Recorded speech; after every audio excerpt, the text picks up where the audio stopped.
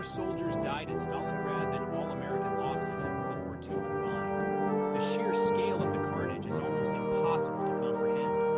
Hundreds of thousands of young men, many barely out of their teens, were sent into the inferno, only to vanish in the chaos of battle. For every soldier who fell, there were families left behind, grieving in silence, their loved ones lost to the relentless machinery of war. In just 5 months, the city became a graveyard, its name turning the battle into a personal duel between Hitler and Stalin.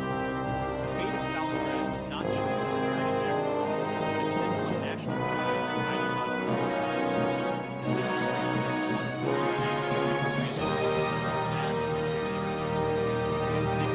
with Stalingrad was about pride as much as strategy.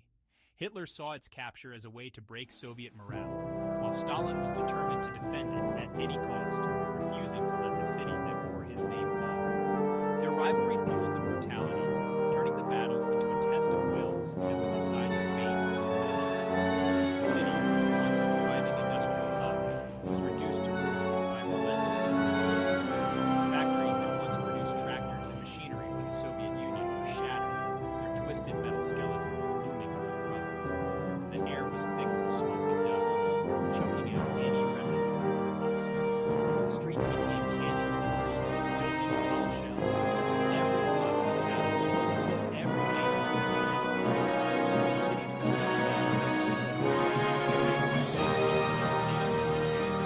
with civilians trapped in hidden cellars, facing starvation and constant danger. Families huddled together in the darkness, listening to the thunder of artillery above, unsure if they would survive another day.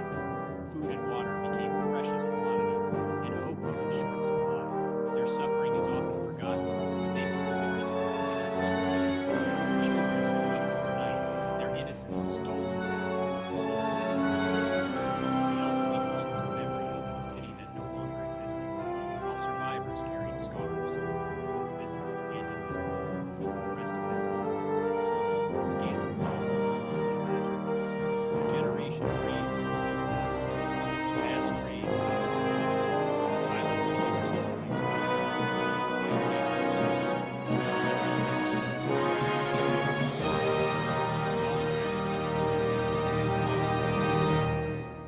The silence that followed each bombardment was haunting, broken only by the distant cries of the wounded and the mournful wind blowing through shattered windows.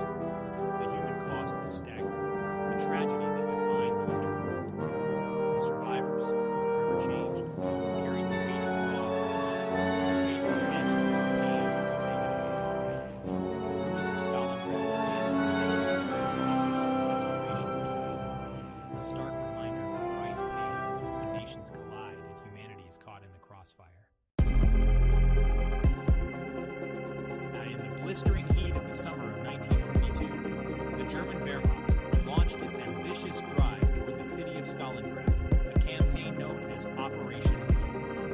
The vast, open steppes of southern Russia became the stage for one of the most dramatic offensives of World War II, as columns of tanks and infantry pressed relentlessly eastward, determined to secure a decisive victory for Hitler's Third Reich.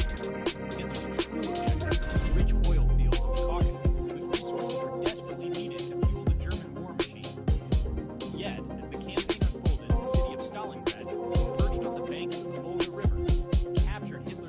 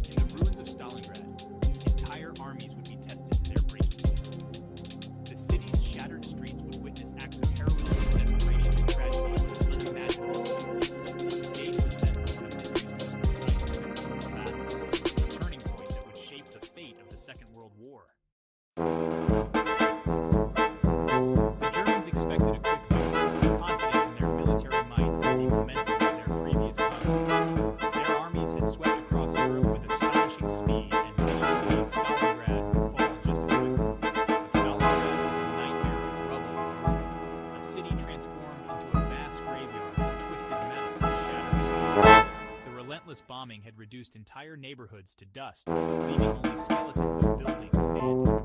Blitzkrieg tactics failed in the city's shattered landscape. Tanks became trapped in the debris, and soldiers found themselves fighting for every inch of ground, unable to maneuver as they had in open fields. Fighting evolved into rapid, room by room, floor by floor. The chaos of urban combat meant that enemies could be lurking just a wall away, and every building became a battleground. Every ruin became a fortress, shadow, threat. Soldiers on both sides lived in constant fear, never knowing when the next attack would come from where. Snipers ruled the battlefield, turning every exposed moment into a deadly risk. The rifle could come at any time, and even the bravest soldiers hesitated to cross open ground. The Red October and body factories became strongholds, with workers repairing tanks as battles raged nearby. These factories were not just centers of production, but also fortresses where defenders and workers fought side by side. General Chekhov's 62nd Army mastered close-quarters combat, staying so close to the enemy that German firepower was useless. The Soviets adapted quickly, using the ruins to their advantage and turning the city into a maze of deadly traps. Life expectancy for the rivals was measured in hours. Fresh troops, barely out of training, were thrown into the inferno, their faces etched with fear and exhaustion as they entered the devastated city. The city's ruins erased the rules of war. Survival was all that mattered. Hunger, thirst, and fatigue became constant companions, and the line between soldier and survivor blurred. Stalingrad became a primal struggle for every soldier. Each day was a test of endurance, courage, and willpower, as men fought not just for victory, but for their very lives. The battle's brutality redefined warfare forever, leaving scars on the city and on those who survived its horrors. Soviet defense was forged with desperation in Stalin's infamous war. Not one step back, retreat by Mexico. Survival meant holding the line at any cost. General Chekov led from the front, demanding fanatic resistance.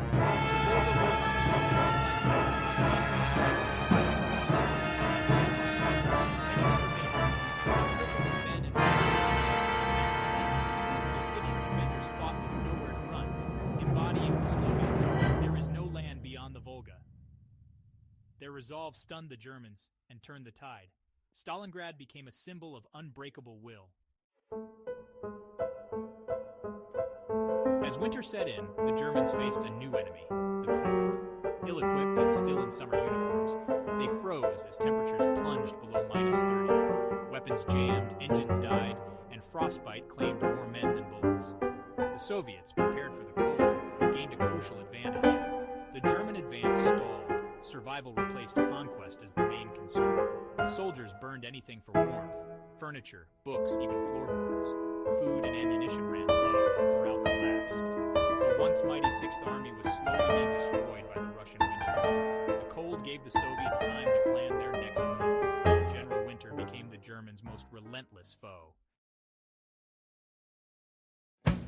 While the Germans fought in the ruins, the Soviets prepared a masterstroke, Operation Uranus.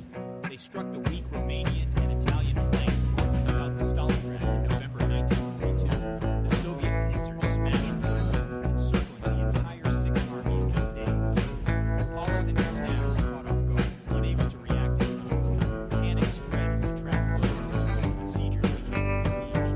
Over 250,000 Axis troops were surrounded in the castle, called a strategic initiative on the Eastern Front shifted overnight. Operation Uranus was a masterpiece of planning and execution.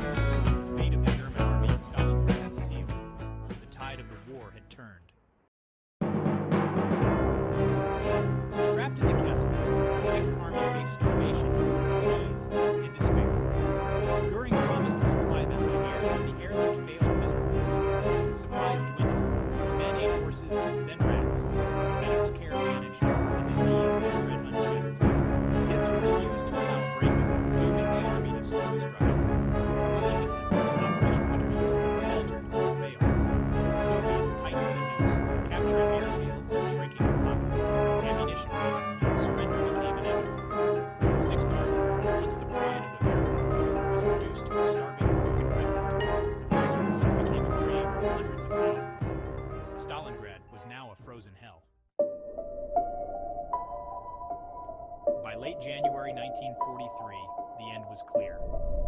Paulus and his men, starving and out of ammunition, were cornered in the city's ruins. Hitler promoted Paulus to field marshal, expecting him to die rather than surrender. But Paulus refused to sacrifice his men for propaganda. On January 31st, he surrendered to the Soviets. The last German resistance ended 2 days later. News of the defeat shocked Germany. The myth of Nazi invincibility was shattered. 3 days of national mourning were declared. Stalingrad marked the beginning of the end for Hitler's regime. The dictator's delusion had been destroyed by reality. The silence over Stalingrad was the sound of a world changed. Stalingrad was the turning point of World War II in Europe. The German army, once unstoppable, was now in retreat. Nearly 1 million Axis casualties and vast losses of equipment crippled Germany. The Red Army seized the initiative, pushing relentlessly westward. For the Soviets, Stalingrad was a symbol of hope and ultimate victory. For the Allies, it proved Germany could be beaten and bought precious time. The defeat forced Germany into a two-front war it could not win. Stalingrad stands as a monument to sacrifice, suffering, and resilience. After Stalingrad, the question was not if Germany would fall, but when. The long road to Berlin had begun.